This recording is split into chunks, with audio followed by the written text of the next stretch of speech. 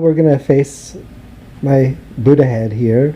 We're also going to face my chassis. I ordered a cushion for my chassis. See, this piece of furniture is called a chassis. Okay, and it should have come with the cushion included, huh? But it didn't.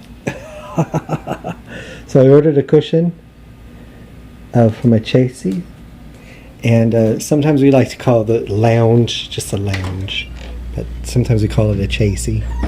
We're gonna go inside here. Should we face the chicken? I don't know. Maybe not yet. And then we're going to face my Buddha. See, he's sitting in lotus style. And earlier we faced my other Buddha in my backyard. And he's sitting in lotus position also. But this one is on the shelf. Okay? So the Buddha sitting in lotus position on the shelf. Okay. Okay. All right. So before I continue to read my letters, I want to commend the Refuge of Hope Shelter for setting a good table.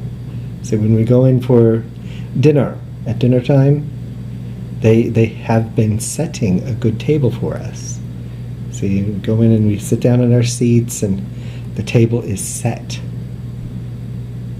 And so those are things to listen to because that reflects wisdom. So I want to commend the Refuge of Hope Shelter for doing that. And also I want to encourage the folks over there to consider the possibility that, see, and I'm not sure if you could remember, I vaguely remember, but I do remember when the sheltered room, the dining room was open for dinner every night of the week, even on Sunday. It was open for dinner, and then a flux in time happened, and it isn't anymore. So we want to consider those variables. Consider that a flux in time did happen. Okay? All right, so in my earlier set of videos, I kind of started reading the first one, and I'm going to continue to, but today I want to continue reading the letter that I'm writing. It's a letter in progress, and I had already talked a little bit about the lava man, how the rock biter used to be a lava man, and how this used to be a scene in the Never-Ending Story. I would like, and I talked a little bit about the thrones, and where did I put that? Okay, here, the reason why I'm mentioning this is because this area, when it comes to the mysteries of missing money, we have to consider the Mormons and the legacy that they've had. See, they were from the northwest geographical area of the United States.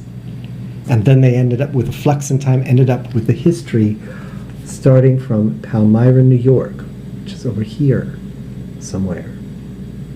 But right here is Toronto, and it has the tower, the observation tower, the World's Fair Tower, right there, and this tower is in the Never-Ending Story movie, and right here is Buffalo, New York. Buffalo, New York has to do with Atreyu hunting the purple buffalo. Okay? That's what it has to do with. See, the Never-Ending Story things are right here.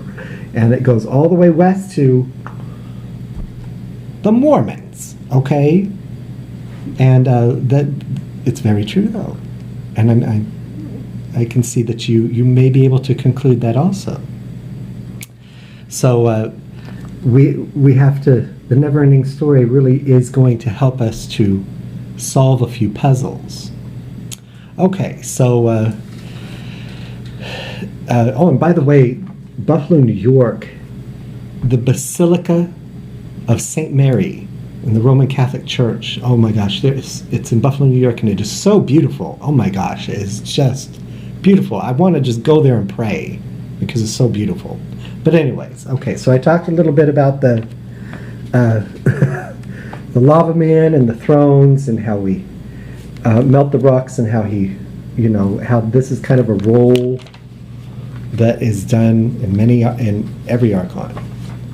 And then I talked more about some other things. But here, I'm going to resume reading on this page. Keep in mind that this letter is yet in progress. I'm not finished with it. Okay. With more buttercup terraces, the terraces may resemble the lotus flower. See, here's the ivory tower, and it has more terraces than just 3 terraces. It has, imagine 7 buttercup terraces. And it begins to resemble a lotus flower. The ivory tower is a part of a land that is the land of the unicorns.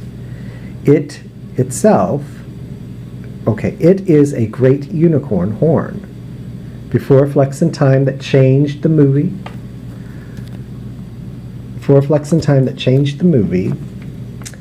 there were many unicorns, both wild and tame, running around freely near the ivory tower. So here's the land around, and imagine a bunch of unicorns just running around, okay?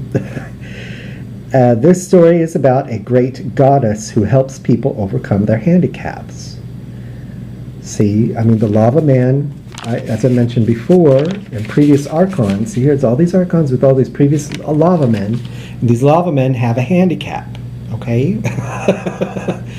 See, once these things happen, they have a great handicap thereafter. Okay, so this movie is about a great goddess who helps people overcome their handicaps. Befriending and learning how to ride a unicorn has to do with overcoming a great handicap. So the story was about how people would befriend a unicorn and this way, and then they would learn to ride the unicorn in a very ethical way. Okay. Unfortunately, there are villains who endeavor to remove the horns of the unicorns and misuse the horns as spearheads. They also want to harm those who endeavor to befriend and learn how to ride a unicorn. Okay, once this information was elicited from the movie, Bastian draws unicorns in his school textbooks and his homework papers. He also positions his fingers over his other fingers on the back of his hand to resemble a unicorn horn as a clue that unicorns are a part of the movie. See, here's Bastian's hand. See, and he wraps his pinky over his ring finger, and then he wraps his ring finger over the middle finger, and then the middle finger over the index finger. Here's his thumb. See? Index, middle, ring, pinky. That's a unicorn horn. Okay. Do you remember doing this with your hand? Do you remember drawing these things on your schoolwork papers? It could be you have. It could be you used to do this, and your spirit guides helped you. Okay? Okay. All right. At sunset, the lotus flower begins to close until the morning.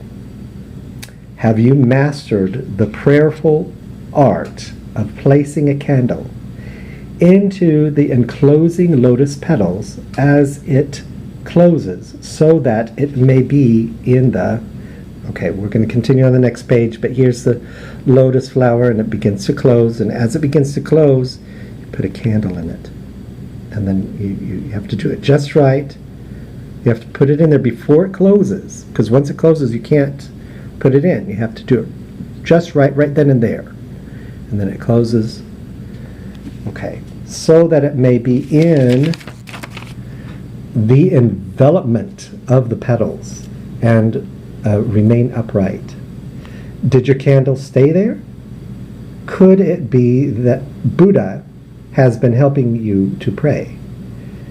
It could be he has. Okay.